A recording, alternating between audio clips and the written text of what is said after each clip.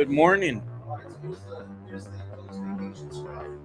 We the post vacation scrub. It's all right. Mountain man. Just need your cowboy hat, man, and your cowboy boots. Okay, we got a timer now. So now you can see the whole bit. I made you that little timer there in the bottom left-hand corner. We are hot. I think I might have blocked in your neighbor because he had the trash can out. He's getting knocked on the door. Move the truck. Tell him, oh well. Wouldn't be the first time. Yeah, so you got the timer now, so you can see that. Yeah. We're about a minute 20, minute 15. Anything you want to talk about today? XFL, man. The Brahmas, dude. Oh, come on, man. Come on. How can you not talk about them, bro? Dude, I've never seen one single play of a Brahmas game. I watched the Brahmas games with my dad, man. I'm glad that they're moving on to the championship. They had a big turnaround. They only won 3 games last season under new coach. They don't coach. They man. they don't live here. They don't practice here. They don't. Still part here. of the city, man. We're talking about the Brahmas. They're here for 6 hours and they bounce. We're talking about the Brahmas. They're here for 6 hours and they bounce. Fernandez, y'all are late. No, I wasn't late. Mike is late like usual. I said, you coming in? He's like, yeah, I'm pulling up the subdivision. I said, all right.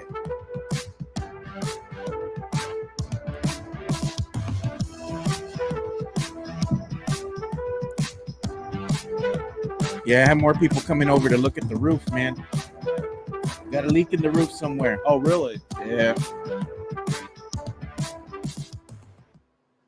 Welcome to another episode of the Alamo City Sportscast with Mike Jimenez and Joe Garcia. Make sure to subscribe and hit that like button. Join the discussion as we broadcast live from beautiful West San Antonio. And remember to tip your hosts as it helps the show grow. What's going on, San Antonio? What's going on, South Texas? I am back from vacation. I got the scruff going today. My name's Mikey Jimenez. That is Joe Garcia. This is the Alamo City Sportscast. We are 909 subscribers strong, making that march to 1,000. We want 950 by the end of June, 1,000 by the end of July. Let's make it happen. You know what, Joe? Get there. Producing today's show, I refereed high school basketball yesterday.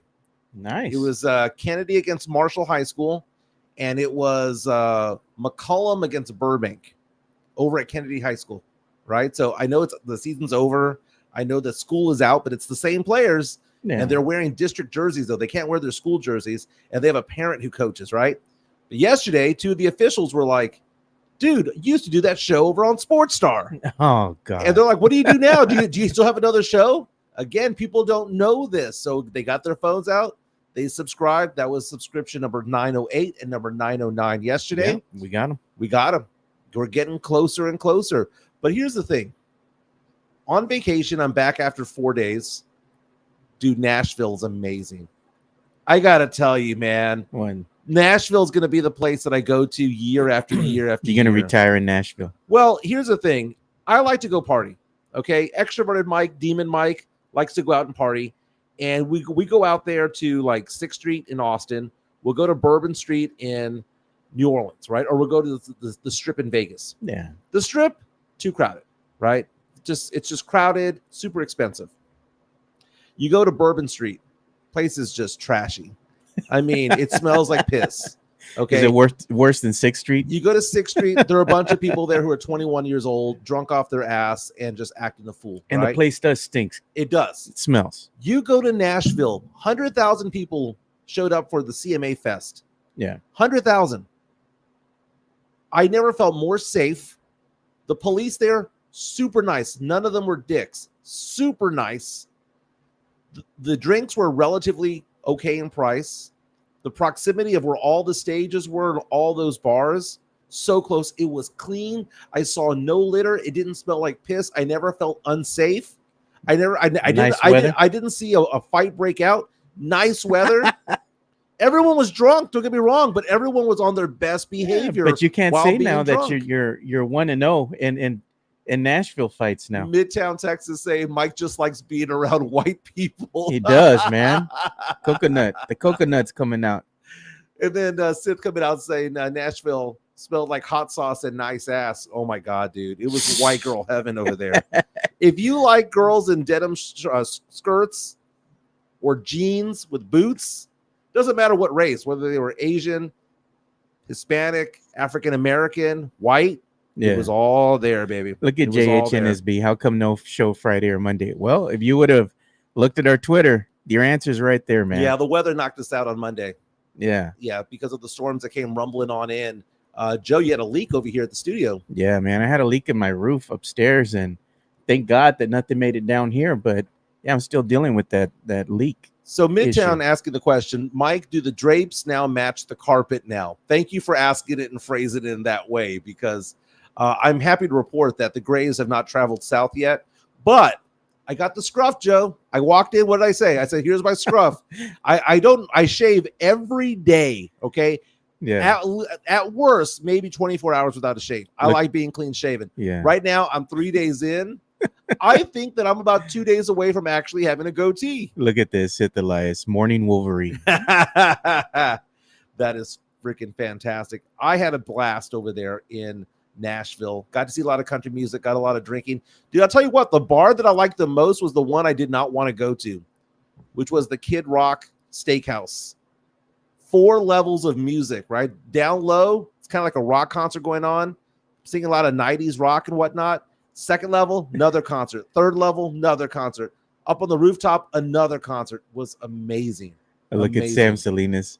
Gotta admit, I was jealous over your distillery tip. Okay. Yeah. So let's go ahead and show that on my screen here, because you got it up already. Yeah. All so right, I kept on sending photos like this, and people are asking the question, who drinks from the bottom? Well, first of all, how else does everybody else drink? Okay, it's not a sippy cup. Okay, if I was to turn it all the way around, it would just roll and dribble down my neck. No, man, I just grab it from the bottom of the cup or whatever, the shot glass, and you just drink it. Dude, that was basically pure vodka, and it was a vodka soaked pineapple in the middle right there. That's not ice.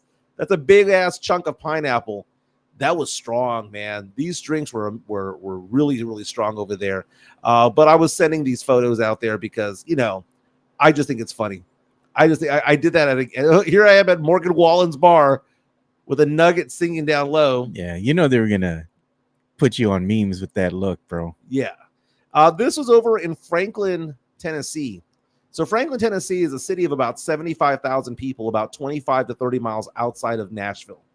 And it is superstar heaven over there because, as I mentioned, Reese Witherspoon and Keith Urban and Chris Stapleton and Tim McGraw, Faith Hill, Justin Timberlake, Amy Grant, all live there. Miley Cyrus lives there. The small town. Imagine that. A small town of 75,000 people. And that's just naming a few of them. Ashley Judd lives there.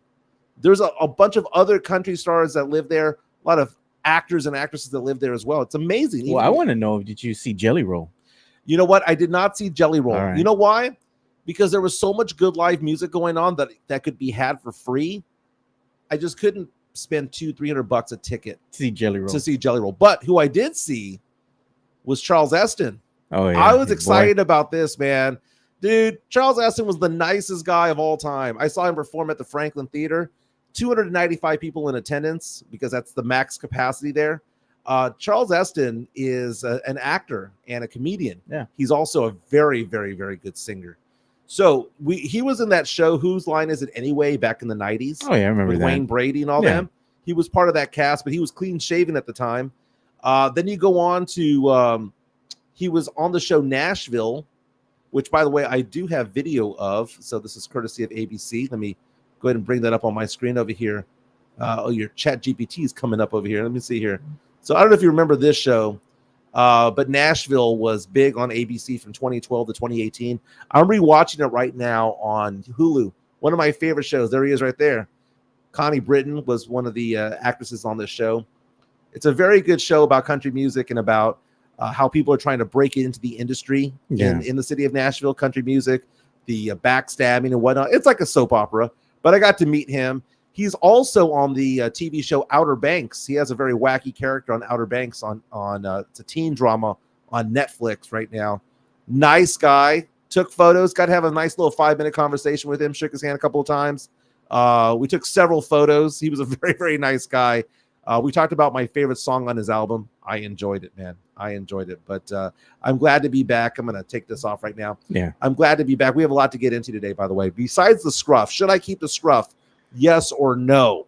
Yeah. That's the thing. Tex-Mex Frank, thank you so much for the $5 super chat. Says, buenos dias, Mike and Joe. Joe, hope your roof issues is resolved by your insurance. If not, here is Feria for the plate sale. You know what it's going to be? The plate sale? It's going to be crispy dogs, bro. Nice. Nice. Right? It's funny. I leave and it suddenly starts raining. I'm on the flight back home and I see these reports saying that there's these road closures on Grossenbacher and all that stuff. I'm like, what the heck's going on, man? I leave for 1 minute. Bear County calling me Patches Jimenez. That's basically it, dude. Patches. Like, I can rock the goatee more than likely, but everything like to connect the goatee, not going to happen. I haven't gone a full week without shaving in about 20 years. I went camping one time and I didn't shave for a week. It's been 3 or 4 days. I think it's been since like Friday. Oh my God. My cosplayed as Jelly Rolls open their butter roll. Now, dude, Jelly Roll was singing hip hop the other day, man. He was singing hip hop. I don't know if you saw that, but Jelly Roll was giving some talented dude, man. He can switch it up, man. Congratulations also to Lainey Wilson, by the way, because the Nugget, who's also a country superstar, was inducted into the Grand Ole Opry.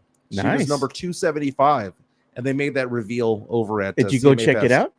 I went to the Ryman Auditorium. Okay. And I got to hang out on the stage and all that. It was great, man. Look at this, man. Our boy Sith Elias. He posted a video of himself chugging a michelada like a man. He's doing it wrong. You're supposed to hold the drink and then look into the camera. Oh, do it better. No, that's it. Look. He's doing the same angle. No, he has to put his face further down, man. All right. So what sports are we getting into? I think our predictions about the Dallas Mavericks might be in jeopardy right now. The Mavericks down 2-0. Game 3 of the NBA Finals gets going tomorrow night. We talked about on Thursday how the Lakers got their guy, man. They pinpointed their guy. How embarrassed should the LA Lakers be by the fact that they got spurned? By the fact that the guy that they wanted didn't want to coach for the Lakers. He'd rather stay with UConn. Well, I mean, dude, they lowballed him. On Thursday, they're like, they're going to make this Godfather offer for him. And then they just gave him an offer that he can get back at UConn. It was Marbach nice, the offer. It was a Marbach nice offer. But you know what? He turned down $20 million to stay right where he's at.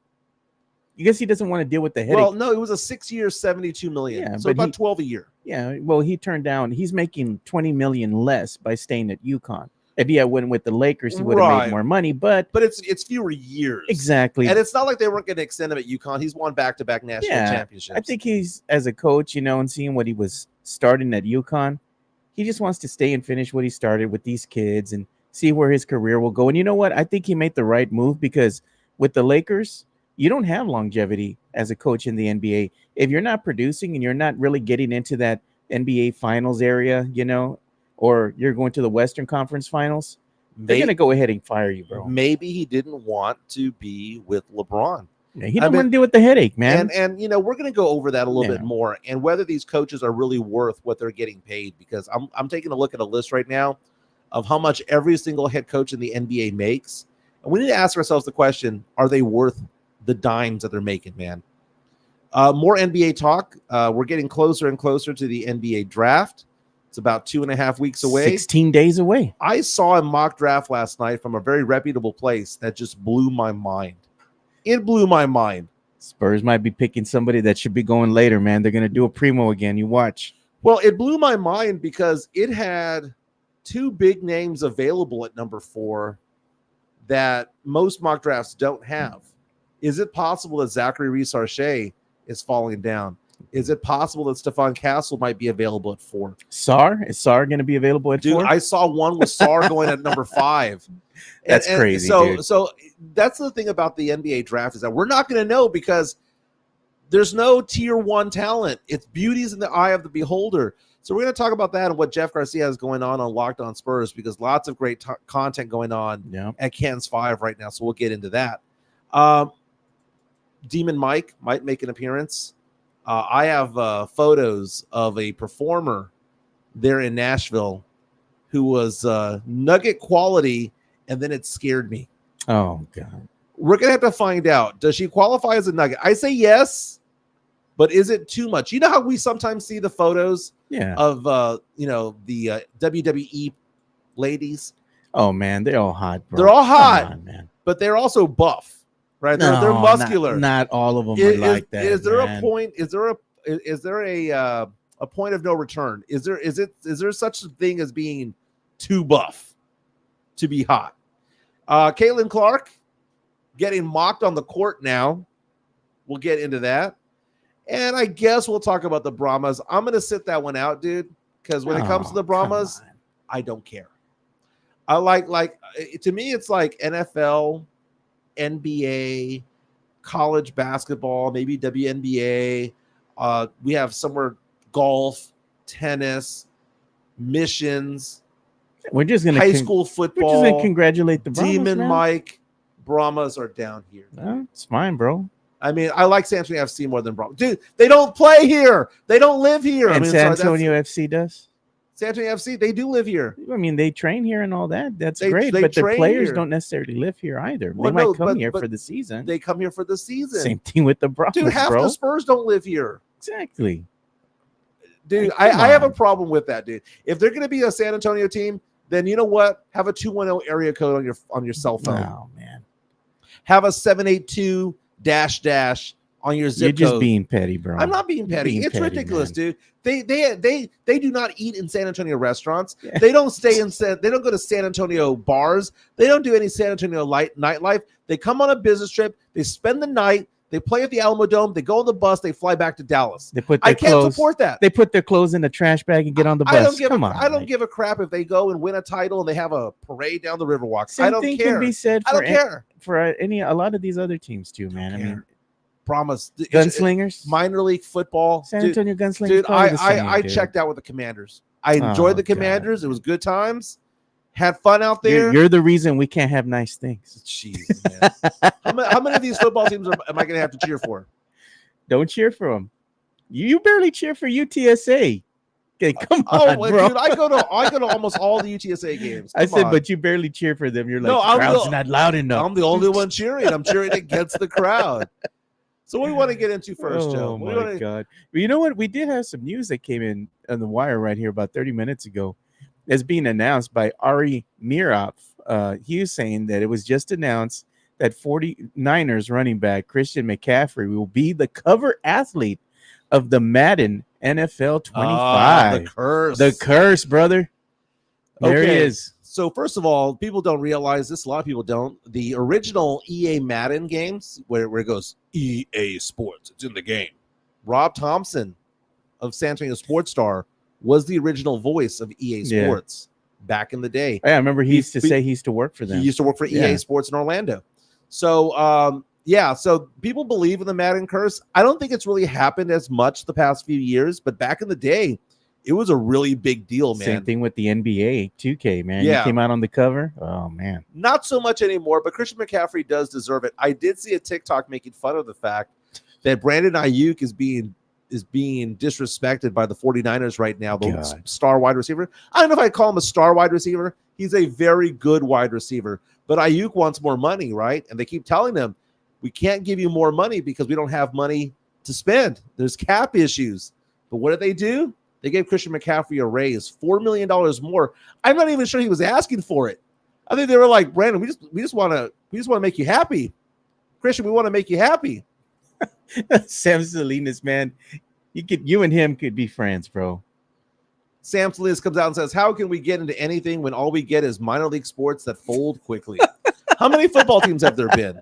It's been a couple. Usually it's the Gunslingers. It was the Brahmas. No, you have the Brahmas now. Before it was the Commanders. And then you had those other teams that were in the Arena League. Remember from years ago? They didn't last very long. They folded as well. Dude, no, man. I used to live at Alamo. What's it called?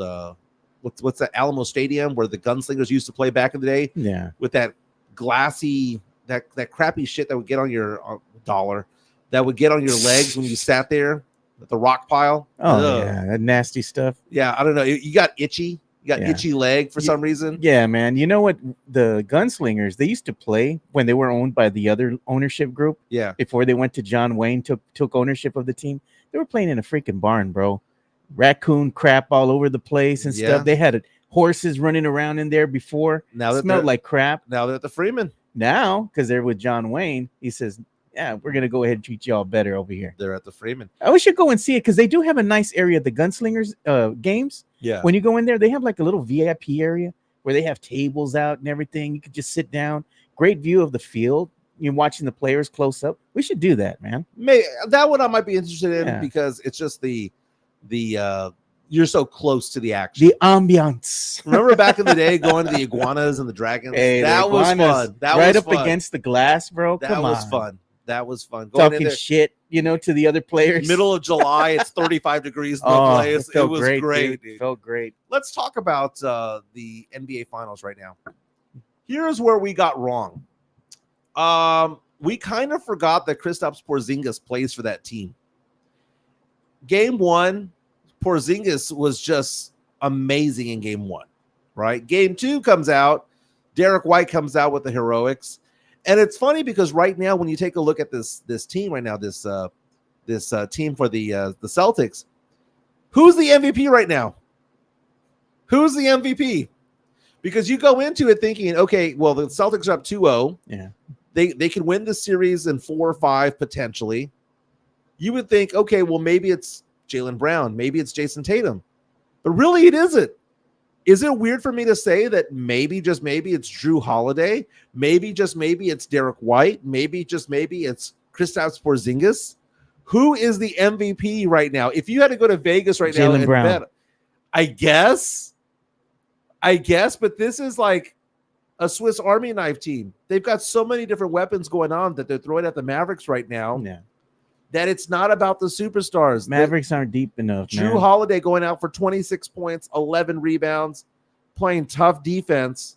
Derek White, 18 points, getting that big block down the stretch. Oh, they had several big blocks in game 2, man. Joe Reinigle, San Antonio Sports, started saying that some of them were fouls. And one of those blocks, the one that they were crediting Derek White with the block, once Yeah. you look at the replay and you see everything, Derek White got the hand on the ball, but really the block was because the guy didn't dunk it right. He hit the ball hit the rim, Yeah. and then Derek White kind of deflected it. But you know what? It could have been a dunk if he had jumped just a little bit higher. But Derek White going off for 18 points, going off for 3 steals, 2 assists, 5 rebounds. He's doing a little bit of everything right now. JHNSB, no lies detected. Tatum is horrible, man, but he thinks he's Kobe. Pluto Pinch of Sports coming out and saying Celtics role players are thriving. Mavs role players True. haven't shown up, and that's it. But Haven't shown up, man. again, the role players typically do better at home. Yeah, and they're gonna be with the hometown crowd. They're gonna get the hometown calls. Yeah. I know they didn't cry a lot about the calls that they did not get in the first 2 games. Maybe some hometown cooking will do them some good. Well, the first game was a complete blowout. Oh, I bro, mean, that game 29 was- points at one point. Porzingis was just going off on everybody, and in the minutes that he was playing was this is a guy who hadn't played in like a month and a half or 2 Yeah. months. They throw him out there, and they couldn't stop him. He was getting blocks. At the game of his life, bro. He was having an amazing game. Yeah, but he's hurt again. Right. He kind of tweaked his ankle. I mean, I think that's the biggest storyline that nobody's talking about from game 2. Porzingis going down. Yeah. How is that going to affect the complexion of the game 3? Just 23 minutes played in game 2.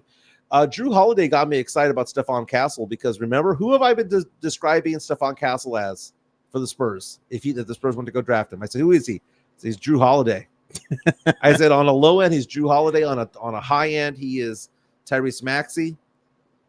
You look at Drew Holiday going out there. This is a guy that is playing solid D. He's one of the best defenders in the league. I'm not saying that he's locked down, but he's pretty damn close to it. Yeah. For him to go out there and not only play very, very good defense, but give you 26 points and to go grab boards, get 11 rebounds. I see Stephon Castle as that guy. Yeah. And Drew Holiday is the type of player. Derek White is the type of player that puts you over the top. Drew Holiday and Derek White would suck on this Spurs roster right now because you play good sometimes. If you are a good third player, right? We talk about Batman and Robin, right? We have the Batman and Wemby. They have the Batman and Robin and Jaylen Brown and Jason Tatum, right? Yeah. But to have a really, really good team, it's that third player that comes into play that knows his role and does it very, very well. And that's where Derek White comes in, because Derek White makes good players great. He makes a good team great. I don't know if he makes a bad team average. I don't know if he makes an average team good, but he can make a good team great. And that's what Drew Holiday is doing right now as well. Yeah, well, Derek White, I mean, playing with the San Antonio Spurs he looked great, as far as what he was able to do, but he just couldn't make this team any better because the pieces that are around here, dude, they ain't cutting it, man. Yeah, he needs more colors in the crayon box to color what he needs to color. Yeah. And these HEB crayons ain't cutting it over here in San Antonio, man. And so a lot of Spurs fans are there going, well, Derek White could have done that for the Spurs. He couldn't have. Because his responsibilities in San Antonio would be completely different. He'd have to worry about so much going on because of deficiencies defensively for this team. He is good because he has better players around him. That's the thing. But if Derek White wins the Finals MVP, or is it considered for it? Look, it's it. That'd be big. Derek White's hair was holding him back. Hey, That's man, right. He's played a lot better. Bald Derek White is elite. Yep. The stats prove it. Yeah, man. And once he cut that hair, dude, he was a different player. It's kind of like when James Harden was before the beard. Before the beard, he was a certain player. After the beard, he was a different player. Speaking of James Harden, did you see that funny video that's going around social media? They showed him at a wedding, and his girlfriend caught the bouquet. Yeah, his look, he's like, "You better sign this prenup, woman." Yeah, man, he looked like he wasn't having none of that, dude. JHNSBs, I don't want to see Derek White succeed without us. Hey. I don't care about Derek White. He's no longer on the team. Like, I don't care. You can cheer for Derek White, as him being a former Spur if you want to, I guess. You want to, and you can say, like, Spurs fans are living vicariously through the cast-offs, the players that are no longer with the team. Oh, he was a former Spur. I wish him nothing but the best. I'm going to root for the Celtics. But then they shit on you for trying to root for the Mavs because they're a Texas team. Right. I'm like, I really don't have a dog in the fight. I just watch the game. I don't really care who wins. I'm just watching it because it's basketball, and I like watching basketball. But whoever wins, wins. It's not like I'm going to be mad either way.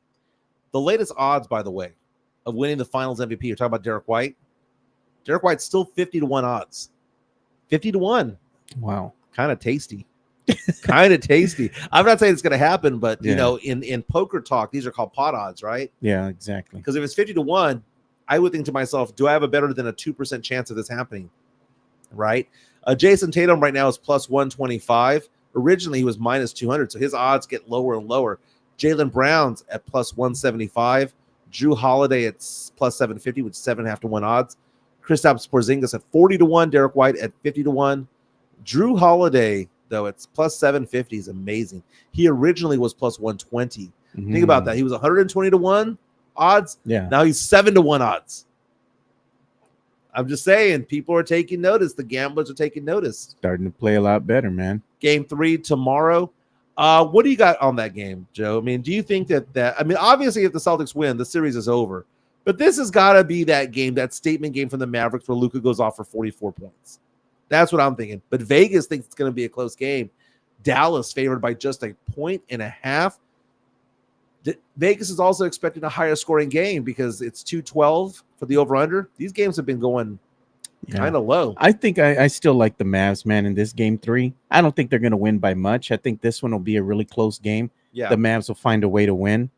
But, the thing is that the Mavs, they already had a must-win game, and that was game 2, even game 1. Yeah. And they failed to win both of those. Right now, that momentum's all in the Celtics court. The Mavs right now, they kind of feel like a defeated team. This is a must-win. If there was ever a must-win, it's this one. Yeah, defeated is the way of looking at it. Look at the body language. But you got Luka out there. Yeah. Going back home.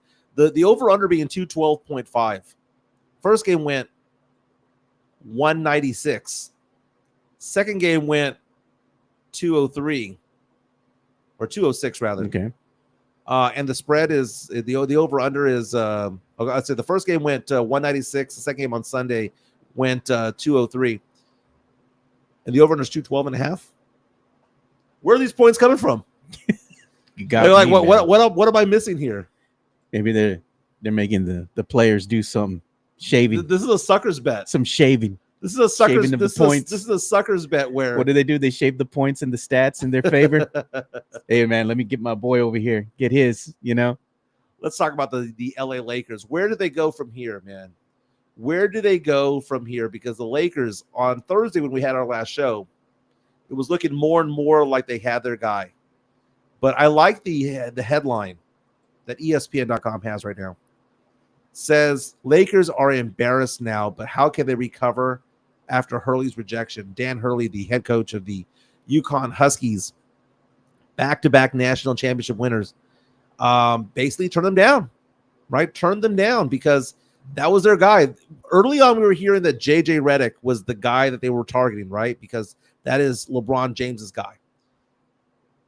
Adrian Wojnarowski on Thursday posted an article saying that no. Dan Hurley was the guy that they wanted all along. But the fact of the matter is that they gave him less money than what he could have had, than what he should have gotten. They lowballed the dude. If that is your guy, why are you lowballing him? Go in $100 million, man. Dude, okay. This isn't just some dude, right? This is a guy that has won back-to-back national championships at UConn. Now, the argument for Hurley to leave UConn was the fact that because of NIL, UConn does not have that money to compete with Kentucky and Arkansas anymore. Oh, yeah. They don't got that Arkansas money. They Now don't with got Jerry, the Tyson food money, Tyson that Jerry and Walmart Jones money, right? Yeah. They don't have any of that. But to offer him $12 million, 6 years, $70 million, right? 6 years, $70 million. That's an okay deal. It's not even an okay deal. Okay. 6 years, $70 million. That's an average of 10.6. That's not enough to be a Lakers head coach and deal with the drama and headache over there. Tyronn Lue, who has no bona fides, dude, other than when he first became the head coach of the Clippers, making $14 million. Same city. Yeah. Not as much money as Lakers. This is the Clippers. I mean, Ty Lue has playoff bona fides, hanging around with LeBron and all that stuff. Okay, I get that. Yeah, but former player now. Was coach. Ty Lue winning because of Ty Lue, or was he winning because he had LeBron? No, he was winning because of the plethora of talent around him, dude. So let me ask you this. I got a list right here of the highest paid coaches in the NBA right now. Currently, right now. Please don't say Doc Rivers. Number 1, Steve Kerr. Now, 4 NBA titles in the past decade. Now, how many losing seasons does he have under his belt now? Not very many, man. Yeah, maybe a couple. 519 and 274 was his career record. 4 titles, makes $17.5 million. Okay. The second highest paid coach in the NBA right now has had 5 losing seasons in a row, which is Greg Popovich. Oh, 6, including this season. Yeah, we'll count this year as 6, making $16 million this year. Eric Spoelstra, third highest paid coach, making $15 million. Then it goes to Monty Williams. Oh, God, dude. Mike Budenholzer. Monty at $13 million. Coach Bud at $10 million. Then it goes down to Mike Brown, Nick Nurse, Jason Kidd, Doc Rivers, Quinn Snyder, Mike Malone, all in the $8 million range. Doc Rivers is the biggest fraud, dude, in the NBA as a freaking coach, man. He is he's a fraud. Coaching equivalent of CP3, but at least he got 1 ring, right? Yeah. At least he got 1. CP3 didn't have any. These are good coaches in the regular season who just wet the bed in the playoffs. Doc Rivers, man, he's like, I don't know why he keeps getting chances here, man. So they offered him what is the 5th highest paid NBA coaching offer, right? And some people might ask the question, well, he doesn't have any NBA experience. Why would you offer him more? It's because it's a lateral move if you keep him at that $10 million range. Because if you're making $5 or $6 million or $7 million in Connecticut, and then you go to LA, you're not actually getting a raise. Taxes are higher in They LA. sure are, man. Taxes are higher. Cost of living is higher. They got a state income tax, I think, too, in Cali, don't they? Mm-hmm. Yeah, man. So they didn't offer him any really incentive other than, hey, you just want to coach the Lakers? And then he has to deal with the whole LeBron thing. LeBron James right now has a player option for like $41 million to stay this year. Why would he want to stay with the Lakers? Where would he go? He want to play alongside Bronny's that's the move. He wants to play with Bronny, but Bronny might not actually be. Bronny might be a Spur. With anybody. Bronny might be a Spur. Vegas coming out saying that Bronny is the Spurs have a lot of draft picks. They do. So the Spurs want to take a flyer on him, but I don't think the Spurs would do that. I don't know, man. They might do something.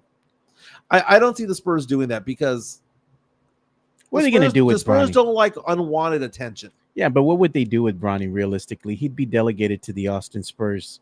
Right. He wouldn't even probably sniff a court, just by sitting down. I don't know if he'd even play actual minutes. Agreed. Let's get some love to Jeff Garcia from Locked On Spurs and Ken's 5, because I really want to talk about some of the things that he has going on. Let's get some love on Ken's 5 today. Locked On Spurs is your daily Spurs podcast, hosted by Jeff Garcia, the lead Spurs writer for Ken's 5 San Antonio. Jeff has a healthy plethora of guests all the time on the Locked On Spurs podcast. You can also follow Jeff on Threads at Jeff G Ken's 5 SA. You can also follow Jeff on Twitter at Jeff G Spurs Zone.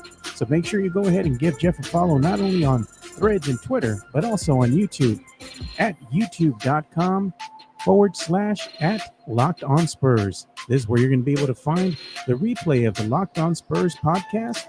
Make sure to like, subscribe, and share.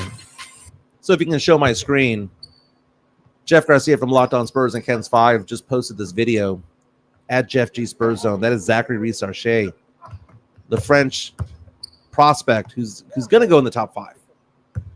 A lot of mock drafts, most mock drafts have him in the top 2. And Rees-Sarchet is on his way to San Antonio to have a workout with the Spurs. So, obviously, there's a connection there because he's French. Victor Wembanyama's French. This is a guy that most mock drafts say that you need to be in the top 2 to get. But CBS Sports released its latest mock draft last night, saying that Rees-Sarchet might be available at 4. In fact, they were saying that some of their intel is telling them that the guys from UConn, Dillingham and Shepard, are climbing back up on the mocks. Rees-Sarchet available at 4. Would you take him, or would you take Stephon Castle? That's a tough decision, man. Oh, man. I think at the end of the day, I'd have to go with Castle. See, and that's the thing about it, man. It's a tough decision, man, but I think I'd have to go with Castle. Yeah, Rees-Sarchet's been balling out in the playoffs, man. He's been playing very, very well. And you would think that he'd solidify himself as a top 2 player. So, in my eyes, is this. If the Spurs really want him, more than likely they're going to have to go up to the number 1 or 2 spot to go get him. But if he's available at 4, you have to ask yourself the question. I'm going to take this off. You have to ask yourself the question. Who's the best available player? Well, when do you want this talent to be effective? Yeah, you still have the audio on. Yeah. So when do you want him to be a role player for this team? Rees-Sarchet comes to the Spurs, right? Let's say the Spurs get the number 1 or 2 pick in the draft, right? Yeah. Rees-Sarchet isn't going to be playing a lot of minutes. He's not. He's still raw. He's a very good talent. His ceiling, Joe, is pretty high compared to all the other players in the draft, right? We talk about how this is a very weak draft, but his ceiling is as high as anybody else's. Yeah. The problem is that his bust potential is also there. So it's kind of like, would you rather have a high ceiling and a low floor, or Stephon Castle, who might have a lower ceiling, but his floor is he's going to be a very good player in the NBA? Do you want the sure thing, or do you want the potential star? And if you want that potential star, are you willing to wait 2 or 3 years to see it manifest itself? Yeah. That's the thing. Oh, look at that. David Outwater says, I want Rees-Sarchet. And then Midtown Texas says, French kiss of death. French kiss of death. Because Fernandez, our boy's in here saying French connection. French connection, baby. Looking at that mock draft, if you want to show my screen. Yeah. This is according to CBS Sports, written by Cameron Salerno. I've been reading his stuff for years. The thing about it is this: I don't know if this is clickbait or if this is what they really think, but they have number 1 going overall, Alex Sarr. Makes sense. A lot of mock drafts have him going number 1 overall. Number 2, this is where it throws a little curveball. Rob Dillingham is that one player that you either love him or hate him. Dilly, Kentucky, 6'1", 165, a small guy out there, but the guy's a walking bucket. Yeah, and that's what the Spurs need. They need a bucket getter, dude. He's just a walking bucket in many different ways. He shoots well from 3, 44% from 3, averaged 15 points per game off the bench for Kentucky. Number 3, Reed Shepard, his teammate from Kentucky, 6'3", 52.1% from 3. Guy averaged 2.5 steals per game and 4.5 assists and 4 rebounds. He plays bigger than what he is, but he's still 6'3", and a half. At number 4, the Spurs going after Stephon Castle, according to CBS Sports, and Rees-Sarchet somehow tumbling all the way to number 5. I don't know if I believe that, man, or if this is just clickbait. Nah, I don't know, man. The Spurs sometimes go against the grain, dude. And then you know what? It's really gonna piss us off as Spurs fans. Yeah. Spurs at number 4, they select somebody who should have went 17 or 18. Yeah. That's off. That is my fear as well. Yeah. Matas Buzelis from G League Ignite, the 6'10 small forward. They say 6'8, 6'10, right around there. Going at number 8. Can't shoot for anything, but man, he can finish drives. Yeah, man. Somebody had said it in here. They said if you're going to get somebody at 4, why are they going to be projects? You know, you should have them come in and instantly be able to go ahead and contribute on this poor Spurs team. The project could be they need to correct their shot a little bit. Yeah, but you mean you don't want it broken already coming in. Because Richard Say and Alex Sarr are projects. Yeah, but you don't want a broken shot coming in, dude. Okay, I'm looking at all these players right here, right? Who are the players that can, in the top 10, who are the players that can contribute right away? Alex Sarr? No. The guy is a defensive liability at times. He's 7'1". You would hope that he develops the defensive liability, but that's actually his weakness right now. Yeah. 9 points per game. They think he's a Rudy Gobert kind of guy. And are you excited about a Rudy Gobert kind of guy? Rob Dillingham, walking bucket. But what kind of defense is he going to play if he's 6'1"? Hey, but everybody also wants Ice Tray too on here. Right. I mean, what kind of defense are you going to get out of him? At the end of the day, I don't give a damn if they can't play defense. They need people that can make score. Buckets, man. Reed Shepherd, a little bit of everything. He's undersized, though. But I think Reed Shepherd is one that can actually contribute right away. Stephon Castle most definitely can contribute right away. In fact, I would go as far as to say that Stephon Castle could be a Rookie of the Year candidate. Reese Arche or Castle? Who do you think's going to be better? Right out the gate, man. Out the gate, Castle. Out the gate, Castle. But 5 years from now, it might be Reese Arche. You just don't know. But Wemby would be in year 7. It might not even be a Spur at that point. Yeah. Right? Or year 6. Yeah, but it's one of those things that you just don't know about, right? You're rolling the dice because you're seeing, like, is it the floor or the ceiling? Right. That's intriguing to you. Now, Klingon, the 7'2" center, if he goes number 7 to Portland, I can see him contributing early on, more on a defensive side of things. Buzelis project, send him to Austin. Now, we talked about Devin Carter. See, this is where you and I get along, Joe. And this is where we start talking about players. Remember when Nikola Topic went down and I asked the question, who was going to be the one that benefits in the mock drafts from Topic going down? Man. And I said Devin Carter of Providence. And what happened? And look at him. Boom! Number 9. He did very well in the combine, averaged 19 points per game, 9 rebounds per game, shot 38% from 3 at Providence. Yeah. And then some guy was getting mad because I had it wasn't me. I'm just being the messenger. Yeah. They said some of the drafts, if you look, I shouldn't have to go out there and tell you guys where to look. You should be able to do that on your own. Some of these mock drafts had that guy going 17 to 19. Who's right? The one that Devin Carter, right? And he's like, well, where did you see that from? Dude, Google it. Dude, all over the place. But Devin Carter, here's the thing. Devin Carter has been getting a lot of love right now. And it's one of those things when Oklahoma City's Thunder say that they like somebody, people start paying attention. Yeah. When Sam Presti and those guys like a player and it gets leaked out, it suddenly becomes a thing. But I'm not going to go against it. If Devin Carter is the Spurs pick at number 8, I'd be okay with it. Yeah, get him. It's the fact that there's 2 things that go against him. First of all, he played 3 years of college. We're so used to seeing these guys come out and be drafted at 18 and 19. To draft a guy that's already older than Wemby.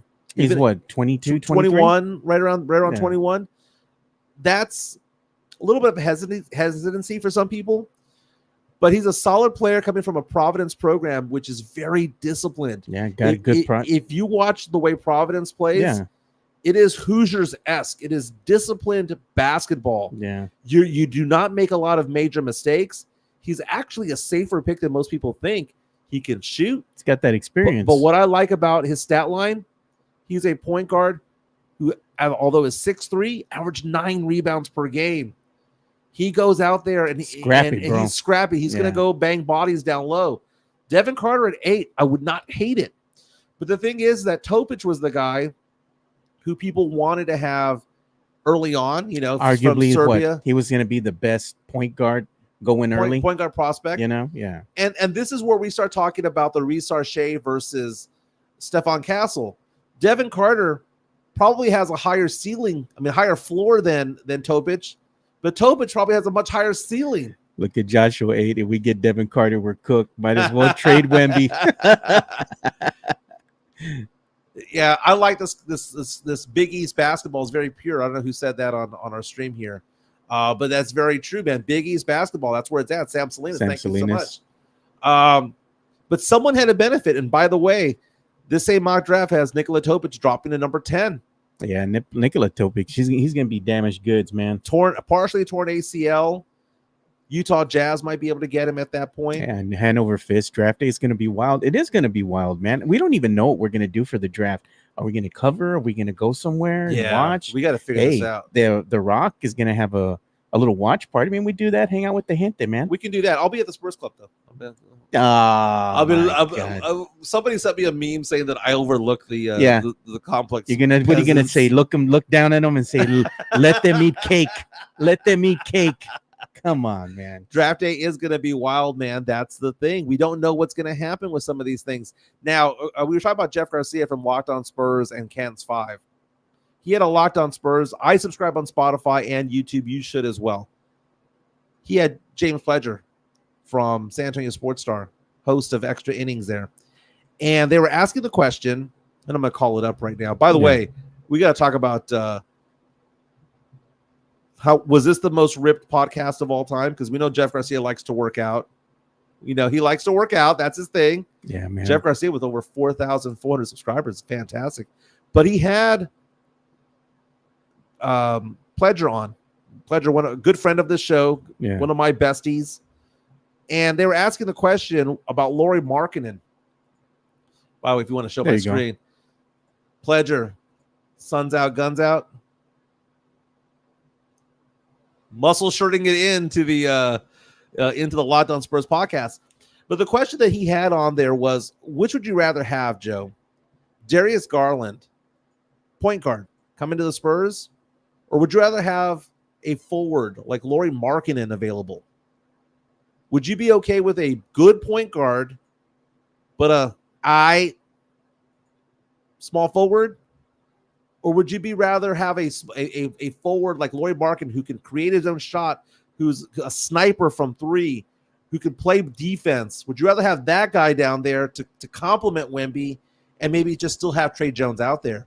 No, man. That's the thing, dude. You're going to need a good point guard. It's proven. You need a point guard to go far in this league. And if you go ahead and roll out a better version of what Jeremy Sohan, that ain't gonna cut it, man. Well, but Markkanen's so good, dude. I get that, man. But who's gonna be your point, Trey? I wouldn't be opposed to it, man.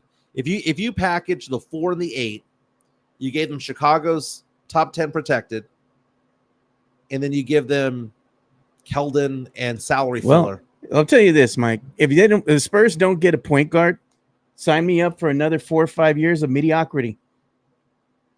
I got to go through Lauri Markkanen's stats, though, man, because this is somebody who I like Lauri Markkanen. I like his play. He's just 27 years old. Averaged 23 points per game last season, 40% from 3, dude. He averaged 8 rebounds and 2 assists. He's just 27. Career 38% three-point shooter. Career 7 rebounds per game. Career 18 points per game. Last 2 seasons, 25 and 23 points per game. Look at what Puro Pinche Sports is saying. I might be crazy because I want Stephon Castle and Cody Williams. Yeah. Also, he's 7 foot, man. A 7 foot small forward. I like Lauri Markkanen, dude. I like him playing alongside Wemby, dude. How many wins does this team get? With Lauri Markkanen? Trey Jones, Devin Vassell, Lauri Markkanen, Sohan Wemby. 10 more wins. I'd say 15 more wins. I think it's a 37. You still need a point 37, guard. 38 win You still need a point guard and a bucket getter, dude. Who's that guy? Well, Markkanen's the bucket getter. I mean, he can play alongside Wemby, but you have to go ahead and factor in that learning curve. Again, if you are over a 55% effective field goal shooter, especially if you're a volume 3, EFG, dude. 57.8, dude. has a per of 21.5 last season. This guy is solid, man. And he screams Spur. He screams it, and he's also not American. And, you know, we like the European players, right? He's Finnish, and they call him the finisher. I could see that, but you know, the thing is that they would be better, right? With Markkanen, no doubt. Yeah. But in order to get serious and you want to contend at some point with Wemby, Yeah. you're going to have to go after a point guard, dude. Well, I like what Joshua A has to say here on our YouTube stream. Says, think the Spurs might double dip at point guard, get Castle and Topic. That's funny because we've seen this in the NFL where there's some teams that go and draft 2 quarterbacks in one draft. I remember that, dude. You know, that somebody could get butthurt. Yeah. What was that? When was that? Drafted 2 quarterbacks in the same draft. That was funny. That wasn't that Kirk Cousins? I think it was, dude. It was. Yeah. It was like RG3 and Kirk Cousins, if I'm not mistaken, were drafted by the team formerly known as the Redskins back in the day. Yeah. That is funny, man. But Castle coming out and saying that he wants to play for a team that does not have an established point guard. Yeah. And he does, and he only wants to work out with teams that have the need for a point guard. He said, do not make me a combo guard. I want to be a point guard. Look at Gert Vanderkeef. He's watching us from the Netherlands. What's up? Thanks for watching, man. And then look at JHNSB says Topic is Josh Giddey. Yeah, wow.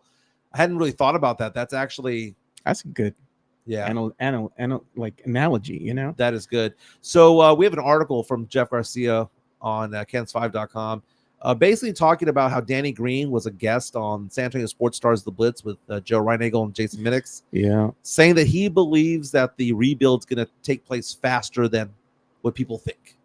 So if you want to catch that article, go to Kens5.com. You can go to San Antonio Sports Star.com. How can he say that, dude? They're going to be there quicker than people think. If you keep on making the same mistakes over and over, and they still roll out Coach Pop, your favorite. I mean, you still got the same pieces.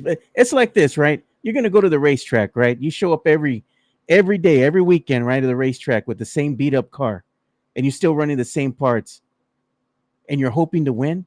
Mm-hmm. You ain't going to win without some upgrades, bro. Same thing's going to happen here. You need to have a future. And remember, we talked about the movie back in the day with Adam Sandler. He has a 5-year plan. What is it? To not die? That's it. What's the 5-year plan for the WNBA when it comes to handling Caitlin Clark? Because look at this video. Oh, man. Look at the mocking that she's getting right now. She got fouled by a player from the Connecticut Sun yesterday. And now we're getting this. What did she do? She didn't touch her. No, Caitlin, she was fouled. What'd she do? She was fouled. She didn't touch her. She's not in legal guarding position, dude. That was a block. That was a block. She got beat.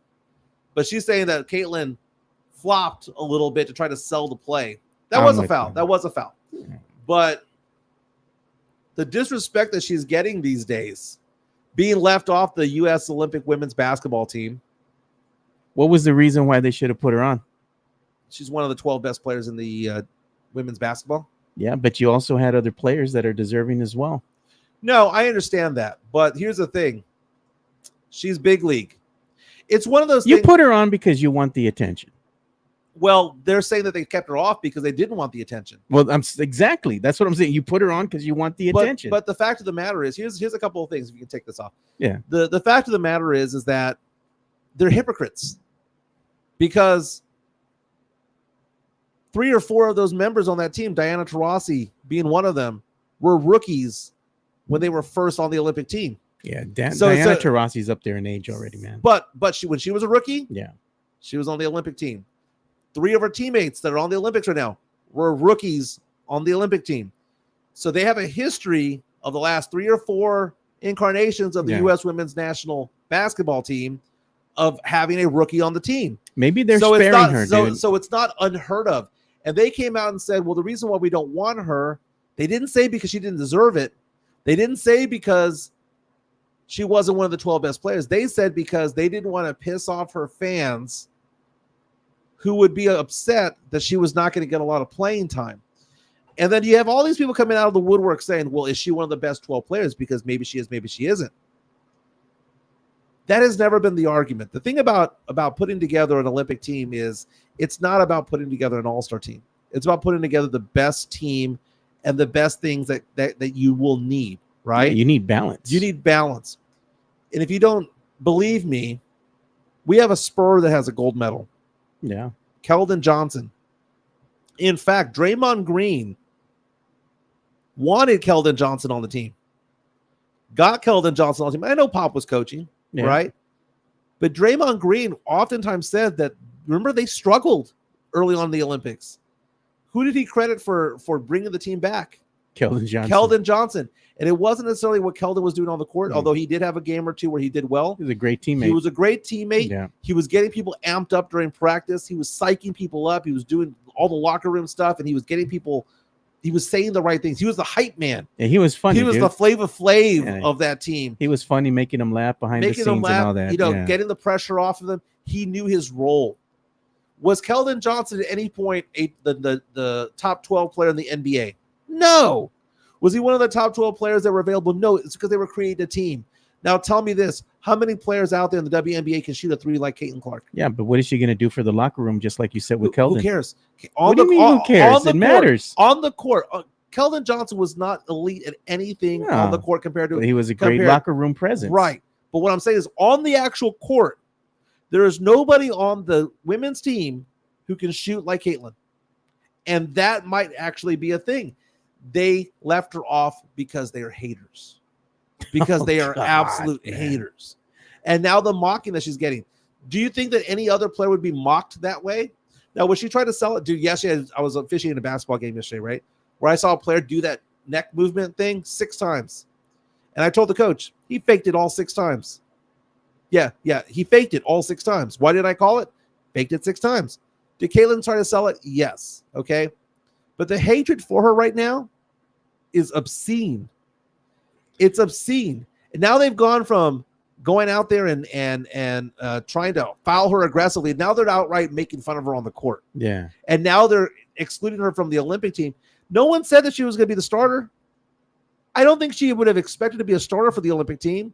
But to tell me that she doesn't have a skill set that no one else can bring to the table is nonsense. Look at this. Chris Gonzalez. She's half a player. All she can do is shoot. But you know what? So is Steph Curry. She's a turnover machine, Mike. So is Steph Curry. Turnover machines, and all they do is shoot threes. I see that, Tim Gonzalez. I see what he tagged us in. What's that? He went ahead and tagged us. And, we go ahead and let the listeners also, dictate what we talk about. So he just wanted to say congratulations to San Antonio's own Ariana Robertson. She's decided to go to Duke. So very cool. Go. Congratulations to her. That is very cool, man.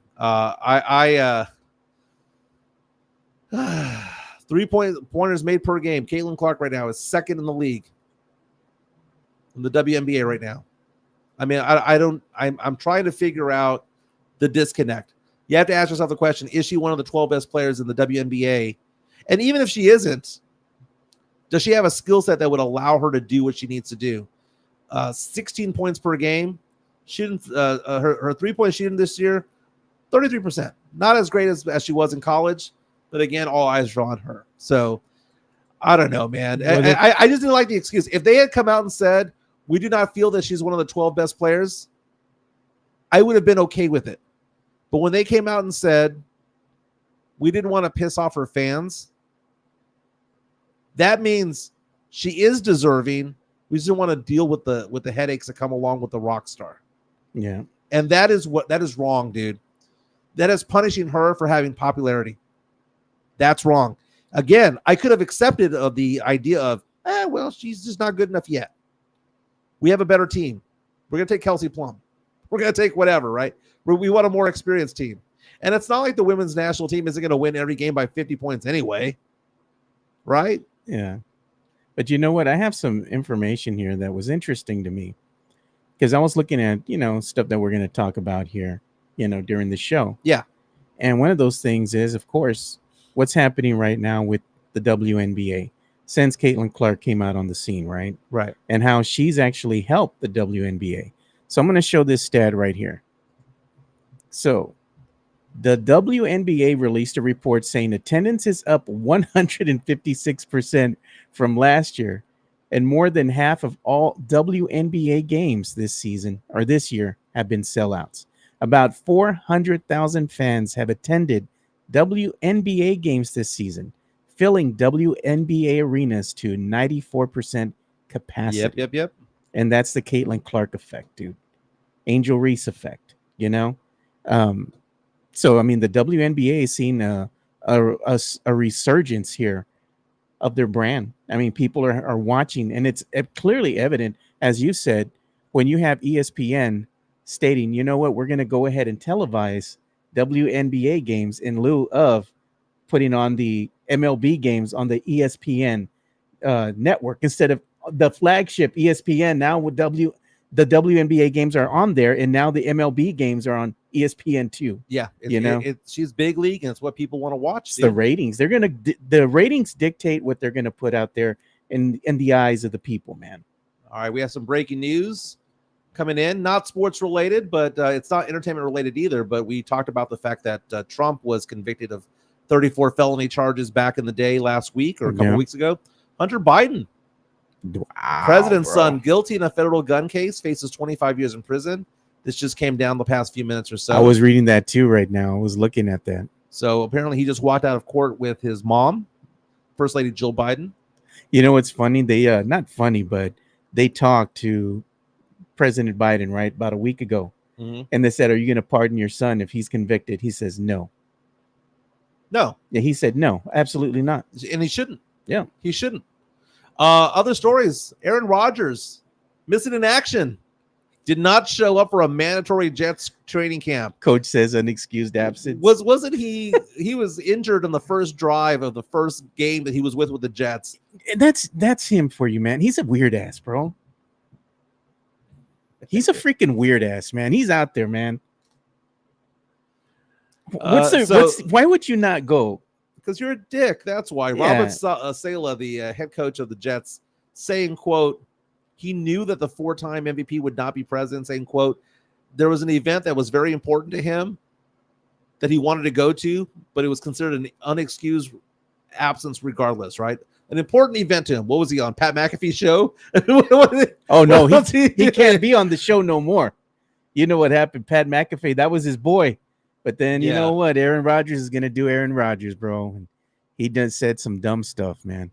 Dude, did you see this video real fast? Oh, dude. Of the bull? I saw that. I had retweeted it earlier, man. That poor woman, man. Oregon Rodeo. Jeez, bro.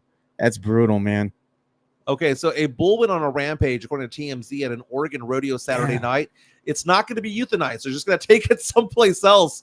They're not going to turn it into a steak of some sort.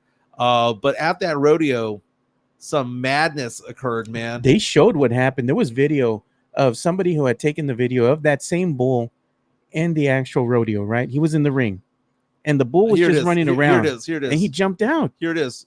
Here's the video. Yeah, this is where all the rodeo madness. in Oregon.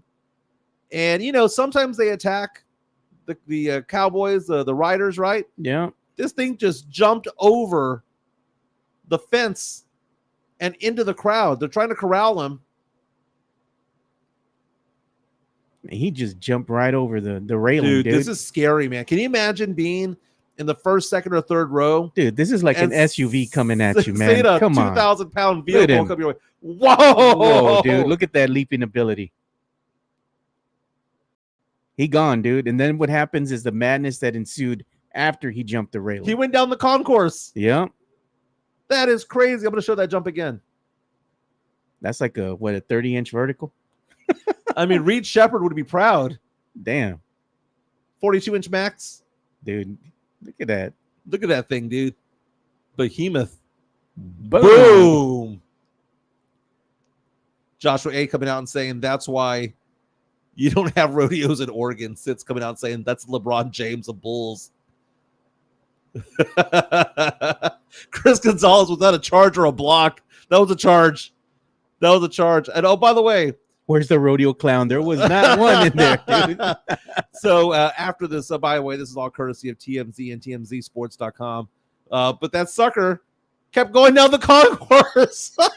Man, poor woman, dude. I mean, oh my God. she had no idea, dude. Like by the time she saw the bull, it was over, dude. This was like Pamplona, the running of the bulls. And he just keeps going, man. I'm gonna show that again. Double up. Oh my God. He juggled the chick. I thought she was dead, dude. God. I thought she was dead, man. She got trampled, head butted. I mean, she Dude, was out cold. She's out by the exits. Come on. Here it is in super slow-mo. How many times does she get hit?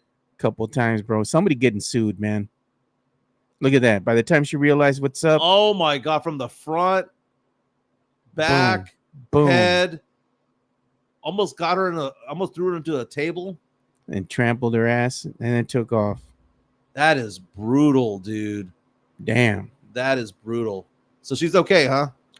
Apparently, I mean, she was taken away, by EMS or what have you. The ambulance came and picked her up, but I mean, she's obviously going to be dealing with some stuff, Wow. Who's going to fit that medical bill?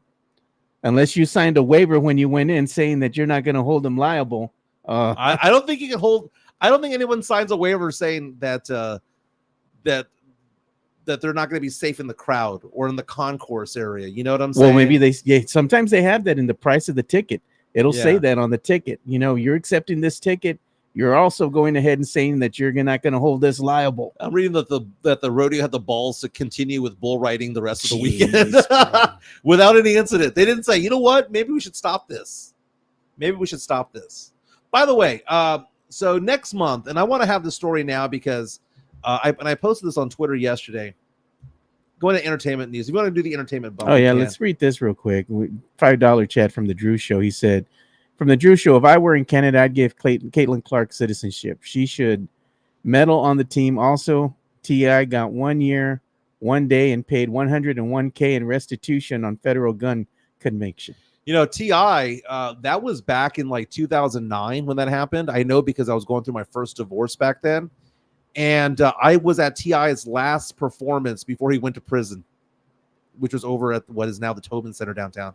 Oh, man, look at that. Sith said she's okay. She was at breakfast the following day. Bro, she's tough, man. Jeez. I'd be suing some insurance. So entertainment bump? Yeah, let's do it. All right.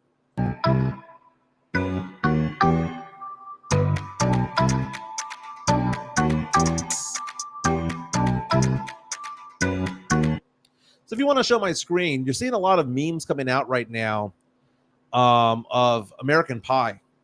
So this is the remember that girl and that one time at Bandcamp? Hey, man, low key, she's kind of hot, dude. Allison Hannigan. She went on to go do How I Met Your Mother and all that stuff. So the reason why these memes are coming out is because in the next few weeks, it's going to be the 25-year anniversary of this movie. American Pie was released back in 1999. I've seen this movie with my daughter. Again, these are movies that could never be remade now, right? No. Okay, so we talk about things like Pretty in Pink, 16 Candles, the donger. You can't have the donger anymore, right? You can't have the fact that Jake Ryan, allowed his girlfriend to get raped, right, by Anthony Michael Hall's character, right? All of that stuff. The scene in American Pie that people get upset about that are young right now is the fact that Nadia, remember the foreign exchange student? Oh man, the Doritos girl too. Yes. Yeah. Oh my gosh, she was. Yeah. That she was out there with getting videotaped, live stream. Remember when they were trying to catch her stripping? Yeah. And they encouraged her to go in there and say, ask if she needs another hand because they have a live stream of her touching herself, right? Yeah. But the fact of the matter is that this movie is 25 years old. And because it came out in 99, I was 22 years old. It means something to me. And I like the sequels, man. It was funny. American Wedding, which was awful, but it's still funny, man, because Yeah. Sean William Scott out there doing so well. But here's the thing. This Stifler is great. This movie went on to make $250 million. And it was probably not even cost that much to make these films. Do you know how much these actors got paid? Probably like nothing. Sean William Scott, Stifler, got paid $8,000. She got paid 10% higher than Scale. Scale is basically minimum wage for actors. Now, some of the bigger names may have gotten a little bit more, but the actors didn't get paid anything. And when they signed their original contract, they said if there was a sequel, they would get paid the same amount. Oh man. So Allison Hannigan said, no. That they had to stand tall and say that they were not going to do a sequel under those contracts. But because they had the desire to go American Pie 2, 3, American Wedding, and all that stuff, they kind of renegotiated. But they never really said how much they made. But to think about the fact that you make $250 million and these guys only got paid $8,000, and they probably got nothing on the back end. Oh yeah, you know what? They probably don't even have nothing from the streaming rights. Yeah, that's exactly it. Yeah. But American Pie in 1999. Give me a letter grade for American Pie. Oh, American Pie, the original? Yeah. Yeah, that gets an A+ bro. Yeah, that was kind of like our modern day Porky's, you know? I'll give it in the A range. I'm looking at a photo right now. I like the little brother of Stifler who idolized his older horny brother, right? And he was like, "Oh my God, this is the greatest thing I've ever seen in my life." The funny part in here was the friend that was after Stifler's mom. Yeah. Finch. Here's Stifler's mom right here with Finch. Oh, and man. He goes, "Do you have anything to drink?" She's like, "We have the keg upstairs." And she goes, "That's for the cretins. I'm looking for the good stuff, the liquor." There you go. Goes, "I got some scotch over here, aged the way I like it, 18 years." She has gone on to say that young guys have been going up to her for years, and that she's indulged in it. She has gone on to say she's now an Emmy Award winner. Hey man, if this really happened, you know everybody would be calling him legend. Dude. She says he would be a legend. She says that she's gone on and banged dozens of dudes who are like want the Stifler experience, not the Stifler, want the MILF experience. Yeah. Finch. By the way, the term MILF came from this movie. Yeah. Okay, it became popularized because of this movie, but the idea of going after the cougar was kind of born here, because I don't remember back in the day when I was in my early 20s, before this movie, going, you know what, I want an older woman. This became the thing later on. Look at this. Sid says, "I was 4 when this movie came out." Yeah. Oz, the character Oz, probably a weak link in the movie, but the fact that he goes on and he goes from playing lacrosse to singing in the choir because he liked the prissy choir orchestra chick. Yeah, that was kind of funny. The guy in the middle, who was a little big league back in the day, or no, Rookie of the Year. Oh yeah, he was the pitcher in Rookie of the Year. What was the name of the blonde that came out in his love interest? What was her name? Tara Reid. Oh man, she is freaking horrible, bro. I've met her several times in real life, right? Really? And the guy that was doing Sharknado with her, Ian Ziering. Yeah, we interviewed him one time, right? From 90210. From 90210. We're at a convention, right? And we had media credentials, and we're walking around, and they have the actors there from Sharknado. She was just horrible, bro. Like everybody was trying to talk to her, and she was awful. Really? I just went straight up to Ian Ziering, right, and asked him, "Hey man, do you mind if we interview for Sharknado?"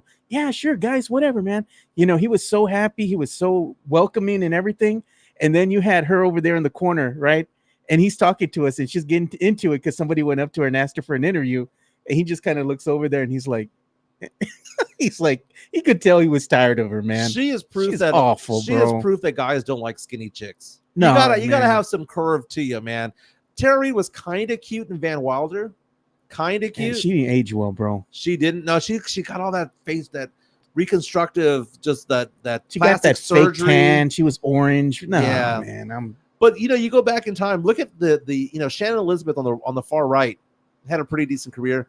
Jason Biggs ended up going and doing Orange is the New Black. He was part of that show. Eugene Levy, who was a legend beforehand, goes on to Schitt's Creek.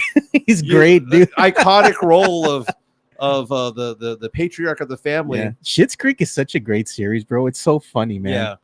Yeah. It's all good. Even that, I forgot her name in the middle. She's got a big career as well, man. She has a show on Hulu. Sean William Scott, is he the biggest winner of this movie? Jeez, man. Dude, the guy bats 1,000 with me. Dude, if you were to go to Sean William Scott's movie list, right? Oh, he's still making movies, bro. Okay. The movies that I've seen of Sean William Scott, Goon was a good movie. Okay, he's a voice character actor in the Ice Age, right? I like the American reunion movie. Balls Out was funny. Dude, Role Models was great. That was so great. I forgot about that stupid ass movie. That movie was funny. Have dude. you seen Mr. Woodcock? Yes. Dude. Oh, with Billy Bob Thornton and Susan Sarandon, how he hates his high school coach. Yeah. And this high school coach starts banging his mom. he makes like great he's a great comedic performer, right? Yeah. In movies. He comedy is his niche. Yeah. You know? He was also in Road Trip. Oh, dude. That's one of these movies that would never be made now. Right. But Road Trip is such a great guy movie, dude. It's like pendejadas that you're gonna do on the road with your buddies, you know, and making fun of everybody. It's hilarious, dude. Final Destination was one of his first movies as well. Yeah. Remember, he was the dorky guy that got off the plane. Dude, Where's My Car? And then you're gonna put the food and put it in my bag and I leave. Dude, Where's My Car? That's such a stoner movie, bro. Dude, and then he has that one kind of iconic scene in Old School when he is with Will Ferrell. Will Ferrell shoots himself with a dart in the back. He's like, better watch it, man. That thing can put down a hippo or something like that. He's like, bro, you just took it right in the throat. He's like, yes. He's like, you crazy, man. Crazy. I like you. He falls right on the damn, was it the table with the cake and everything? Old School, man. It's such a great movie, dude. It is a great movie, but look at Sean William Scott's just his movie list here. Dukes of Hazzard, he was actually pretty decent in. You know, there's so much. Movie 43. He has had a very interesting career. And if you ever see him get interviewed, Joe, he never comes off as being a douchebag. No, dude. He's like just like a normal guy, Midwestern guy. He goes, dude, it's just a role, but I do it very well. Yeah. Oh, Mario Cavasso is bringing up the question about Amy Smart. All right. Amy Smart. I will say this about Amy Smart. She is perfection. I know you want to have the girl with the whipped cream bikini and Varsity Blues, right? But you know, Amy Smart, who was Mox's girlfriend, did it for me. She also got kind of semi-nude in Road Trip. Yeah, you know what? You just put her in some jean shorts and some cowboy boots. There you go, Mike. Just friends, baby. Okay, we're gonna do that. Demon Mike time. And I don't know why every time I go onto your page, it goes to Felicia. I don't know what the hell, dude. I saw this performer at the CMA Fest in Nashville over the weekend. Her name is Samantha Stroh, has 5,647 followers. She performed over at the John Bon Jovi bar, which, by the way, just opened up this past weekend, just in time for CMA Fest. We got to ask the question, is she a nugget? Okay. So first of all, I got to show a particular photo of her because everyone around us was like, dude, her thighs are insane. Crack a walnut, insane. Nugget? Yeah, why not? Dude? Nugget? Why not? Okay, so this was her performing over the weekend, right? But I was going on her Instagram page, and I was like, okay, well, she has nice wedding photos, whatever. But look at that thigh, dude. Look at that leg. Is that a little too much? I mean, look, that crack a walnut, dude. Crack a walnut. Yeah, Demon Mike needs an intro. It's a little scary. Oh, that's true. Look at this. Look at this. Look at that thigh. Liv Morgan is better. What is this? Hey, that's what I'm saying. Can't Liv Morgan sing, though? It don't matter, dude. Have you seen her? I mean, okay, first of all, she's a nugget, dude. She is hot, right? But I was actually frightened by her thighs. Look at this shot right here. I was frightened by that. It's like a growth. Oh, God. With Samantha Stroh. Not bad, dude. Not bad. So what would the Demon Mike intro be? I don't know, man. We have to come up with some jingle. We had that little jingle on the tablet. That bow chicka wow wow. Nice. You bring that out, man. She was a good performer, dude. It would be like an old jingle from some old porn from the 70s or 80s That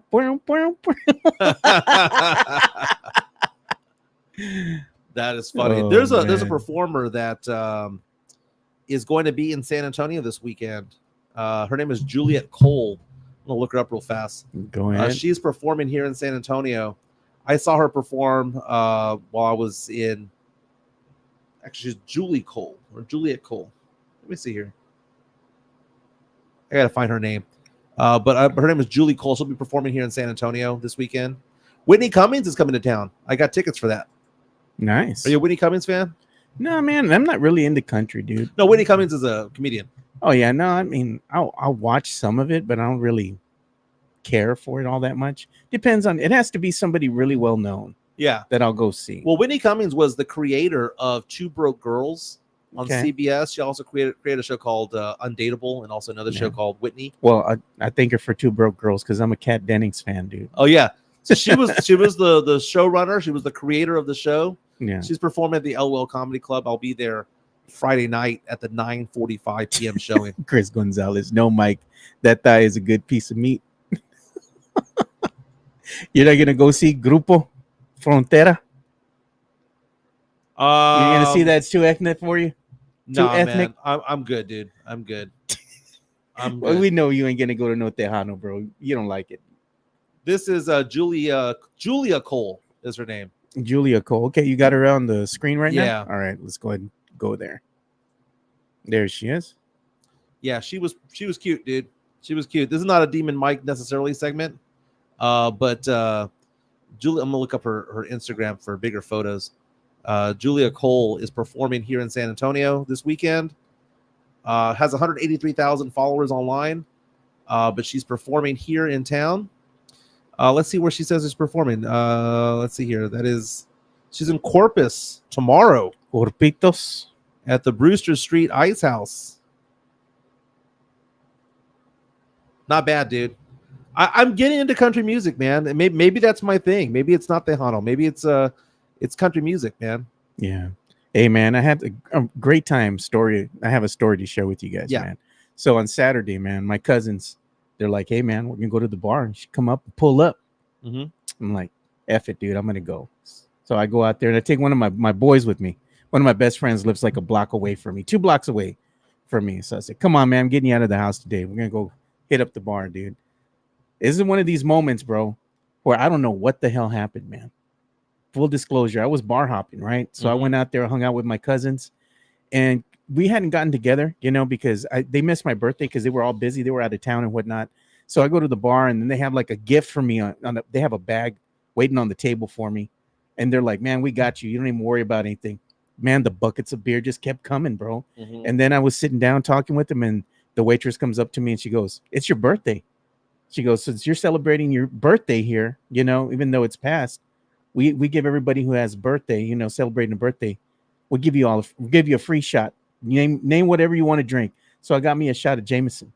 They gave me a big pour too, man. I was like, oh, it's gonna be a little pour, man. This is like a 3-4 finger pour. Nice.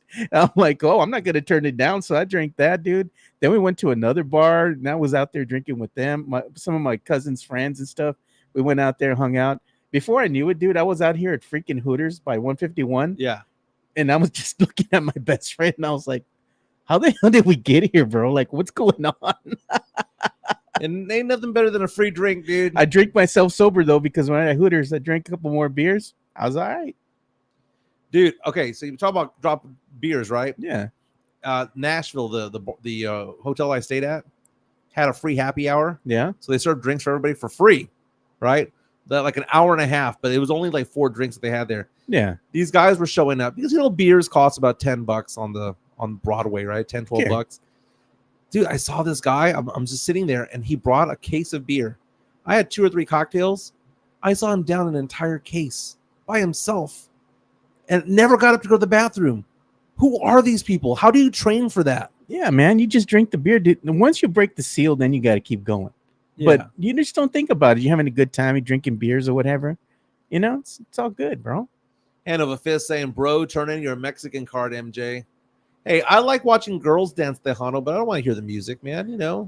boom, boom, boom. Boom, You don't want to hear the boom, accordion, boom, bro? boom, boom, boom, boom. You don't hear that accordion, dude? Come on, the accordion, bro. Does nothing for me, dude. Does nothing for me. I mean, I bet you anything, bro. You go and get you near Tejano, you're gonna start tapping your foot, not even noticing, dude.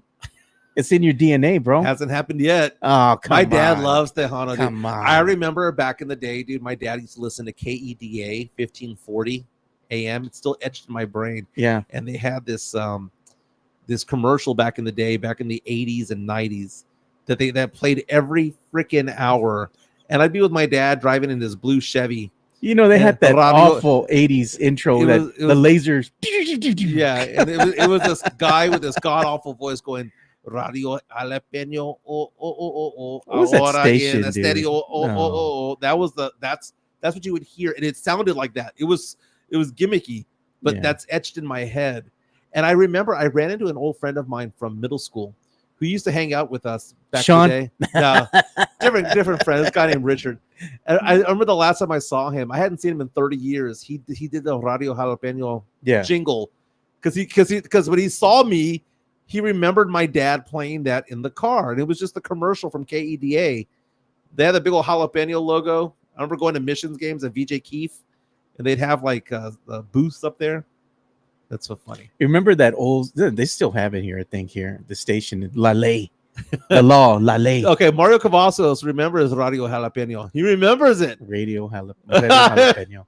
They used to have a handful of like Tejano stations back in the day. There's not very many left here in San Antonio anymore. No, they're not, man. My friend was telling me the other day that there's a radio station here in town called 97.1 FM. That it's like throwback jams of like the 90s. Oh, yeah, R&B. yeah. I didn't even know it existed. Or You'd be listening to some Jodeci. Yeah. Is it 97.1 or 97 something? 97.1 FM. Yeah. Let's see. They have 97.1 FM, but I don't know if it's here in San Antonio. I know they have another throwback station here. Yeah, there's some sort of throwback station going on, and it's playing Jodeci and because that's Shy. KJ 97, dude. 97.1, that's KJ. No, 97. okay. That's So a country station. is it 91.7? Nah, it has to be something else.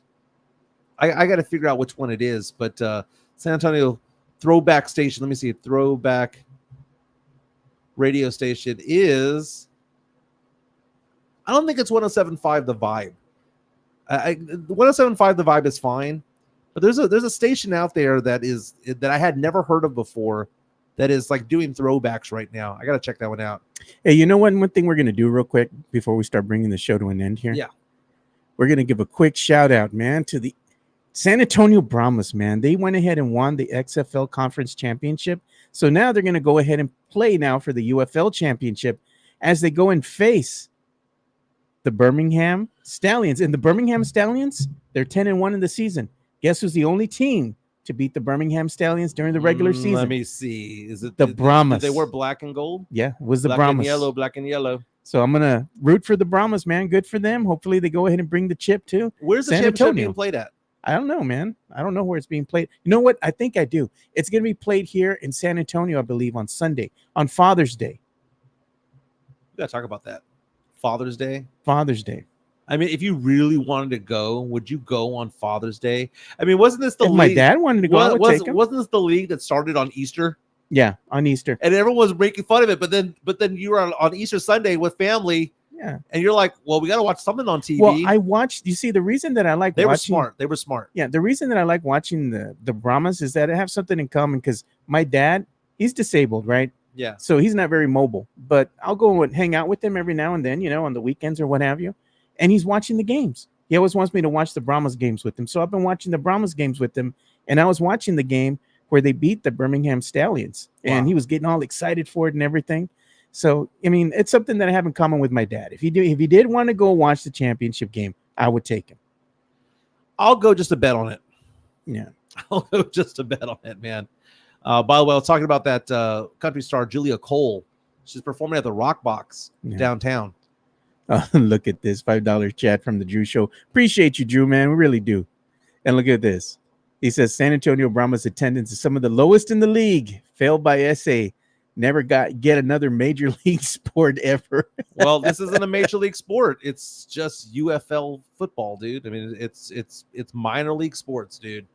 It's more minor league sports. And if we're ever getting anything that is related to sports. It's because we're going to be considered a metroplex with Austin. Look at this, man. St. Louis is packing 30 to 40K a game. San Antonio Brahmas don't even get to 10K. Man, I remember I was there. Oh, it's in St. Louis. They're saying the game's in St. Louis. About a month ago when they were like, are you here for the Brahmas game or are you here for the rodeo? I'm not the rodeo, the Fiesta Carnival. Oh, hey, check this out, Mike.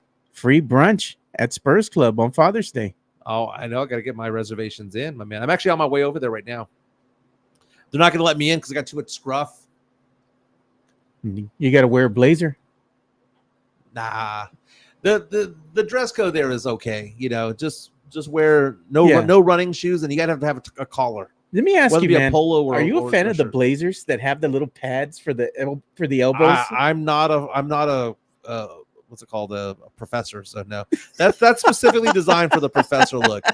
Now I will say this: I have become like Jeff Garcia from Locked On Spurs at Ken's 5. He likes to wear a blazer with jeans. There's nothing wrong with that, bro. I'm starting to do that more often. Nice jeans and a nice blazer. It's classy, well, bro. the thing is that when it came to blazers, what I didn't realize was, I'm of an odd size.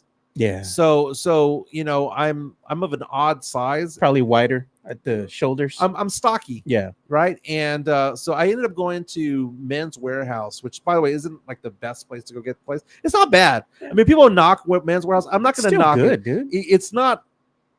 You get some fashionable stuff there, but it's not like, you know. They still have the tailor there. Yes, Of course, man. But the thing is that the guy goes, "You have an odd body type, like jacket size. We're Mexicano, man." Well, here's the thing. He was telling me, he goes, well, here's the thing. You have such a strange size that we don't carry it very often. Yeah.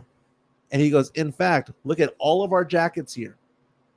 There are 5 that fit you correctly, like perfectly, like to a T, just perfect. Because the length of the arm, the chest, and the length down and all that stuff. It's not too long. It's not too much. And I have other jackets where it's too much jacket on the length. Yeah, man. You have to get it tailored.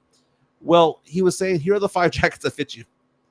And I said, how much do they cost? And I remember him going, does it matter? They fit you. So I got it don't matter. I got a black blazer. I got a navy blue blazer, and I got a checkered one. They're probably going to run you 2-3 bills, dude. Well, actually, one of them was expensive. One of them was $3. Okay. The second one I got for like $1, like $120. That's not bad. And then the third one I got for like $150. So I got all 3 for like $600 combined. It's just that one of them was $3 something. Yeah. And but you know, I got more traveling to do. Someone reached out to me yesterday. I think it was David Outwater, saying that he feels lucky that I should feel lucky that I'm going all this traveling. Gonna go to Vegas in 3 weeks. Nothing wrong with that, man. 4th of July weekend. It's my daughter's 21st birthday. We've been planning this forever. But really, this podcast, Joe, and my traveling is me getting over a divorce. Yeah. You know, the divorce will be finalized by sometime this year. And what was one of the things you decided to do after you finally came to terms with the divorce? What did you say you were going to do? Just travel and knock out some bucket items. The most important thing I think you took out of the whole thing is not only are you going to travel, you're looking to enjoy the moments now. Yeah. You know, going out on trips, enjoying the moment, seeing what's out there on the road, having fun with friends, you know. Being stuck at home sucks. Dude. You're having a good time now. Nothing wrong with that, dude. Yeah. You know, and you know, I lost myself in that marriage, you know, Yeah. where, you know, I used to be very extroverted. Like what I am now is cool. Yeah. And when I was a San Antonio sports star, I was like that. But then I'd go home and I would just like revert into like dad mode. Yeah. And I kind of, you know, just trying to. Because it was a different life, bro. It was a different life, Yeah. you know? Yeah. You're finding you now. So it's not a bad thing. It's a good thing, dude. I'm happy for you that you're able to travel. And I think the listeners are happy that you're able to travel. You're able to go do these things and then come back with some great stories. So Vegas in July. August, I'm taking my kids to Washington, D.C. Got to go to an LSU football game in September. Got a Saints game going on in October. Lots going on, man. Unless I want to go to Jerry World to watch the Cowboys play the Saints. I don't know. People going to try to fight me if I wear Saints gear out there? Probably, bro. People get wild at the Cowboys games. They're obnoxious, man. I love the way the Cowboys schedule has lined up. It has lined up for them to go 3-0.